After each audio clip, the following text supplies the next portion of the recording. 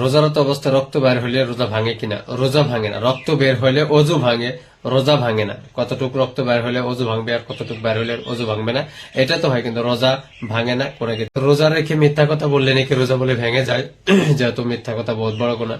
এটা মনে রাখবেন, মিথ্যা বহুত বড় গুনাহ। মিথ্যার এত দুর্গন্ধ যে ফেরেশতা অনেক দূরে চলে যায়। মিথ্যার থেকে বাঁচা হয়। তো মিথ্যা বললে রোজা ভাঙবে না, তবে রোজার কোনো ফায়দা থাকবে না, লাভ থাকবে না। সে কোনো রোজার দ্বারা কোনো ফায়দা সংগ্রহণ করতে পারবে না।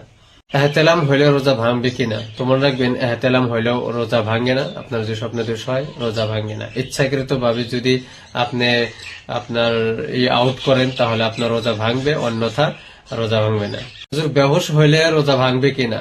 না, বেহুশ হইলেও রোজা ভাঙবে না। যদি সে কোন প্রকার খানা পিনা করে নাই, তাহলে তার রোজা ভাঙবে না। এটা মনে রাখবেন, বেহুশ হইলেও রোজা ভাঙে না। ঠিক আছে। ভাই প্রশ্ন করছে, হুজুর রোজারত অবস্থায় রক্ত দেওয়া যাবে কিনা? তাহলে মনে রাখবেন ভাই, রোজারত অবস্থায় আপনি রক্ত দিতেও পারবেন এবং রক্ত নিতেও পারবেন। এতে আপনার রোজা ভাঙবে না এবং রোজা কোনো প্রকার মাকরুহ হবে না, কোনো প্রকার হালকা পাতলা মোটাও হবে না ইনশাআল্লাহ। মেসেজ করছে, হুজুর তাহলে কতটুকু রক্ত বের হলে রোজা ভাঙবে? আপনার শরীরে সকল রক্ত বের হয়ে গেলেও আপনার রোজা ভাঙবে না, মাকরুহ হবে না। তবে হ্যাঁ, যাই না বুঝা এগুলো কাজ করা যাবে না। যদি এমনি এমনি হঠাৎ অ্যাক্সিডেন্ট বের হয়ে যায়, কোনো কিছু হবে না, রোজার ভিতরে কোনো আসর পড়বে না। প্রশ্ন করছে, হুজুর চোখে সুরমা দিলে কি রোজা ভঙ্গ হয় নাকি? তাহলে জেনে রাখবেন, চোখে সুরমা দিলে রোজা ভঙ্গ হয় না। এখন অবস্থায় আতর ব্যবহার করা যাবে কিনা? যেহেতু আতর দ্বারা রূহটা খুশি হয়, বাগ হয়, সুতরাং যাবে কিনা?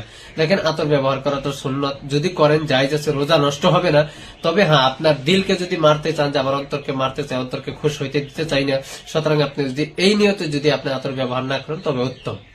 চোখে ওষুধ দিলে রোজা ভঙ্গ হয় নাকি? রোজারত অবস্থায় যে চোখে ওষুধ দেয়, রোজা ভাঙে নাকি? না, রোজারত অবস্থায় চোখে ওষুধ দিলে রোজা ভঙ্গ হয় না।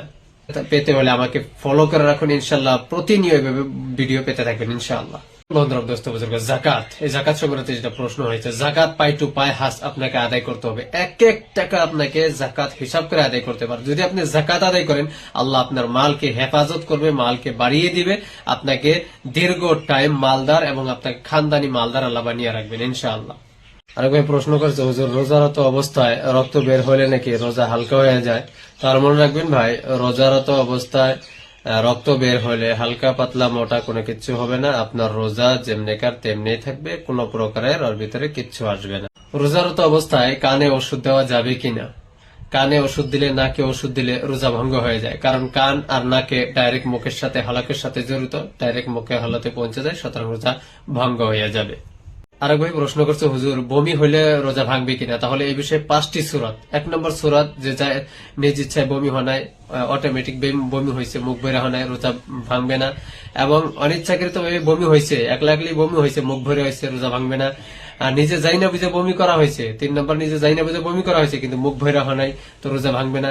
4 নম্বর, নিজে ইচ্ছায় বমি করা হয়েছে কিন্তু মুখ ভরে হয়েছে, রোজা ভঙ্গ হয়ে যাবে। 5 নম্বর, বমি যতটুকু হোক হওয়ার পর একটা চানার দানা বরাবর কিংবা ওর থেকে বড় যদি যাই না বুঝে সেটাকে আবার গিলা ফেলে, বমির থেকে যদি একটা টুকরাকে গিলে ফেলে যাই না বুঝে রোজারত অবস্থা হওয়া জানার পরেও, তাহলে তার রোজাটাও ভঙ্গ হয়ে যায়। বোনের প্রশ্ন হয়েছে, হুজুর রোজারত অবস্থায় খানা সবজির লবণ হলো না নাই চেক করা যাবে কিনা? যেহেতু স্বামী অত্যাচার করে, স্বামী রাগ করে, তাহলে এই অবস্থায় কি চেক করা যাবে কিনা? অবশ্যই চেক করা যাবে। আপনি জিবলায় দিয়ে চেক করে সেটা থুতু করে ফেলিয়ে দিবেন, শুধু জিবলার ভিতরে জায়গা নিয়ে চেক করতে পারবেন।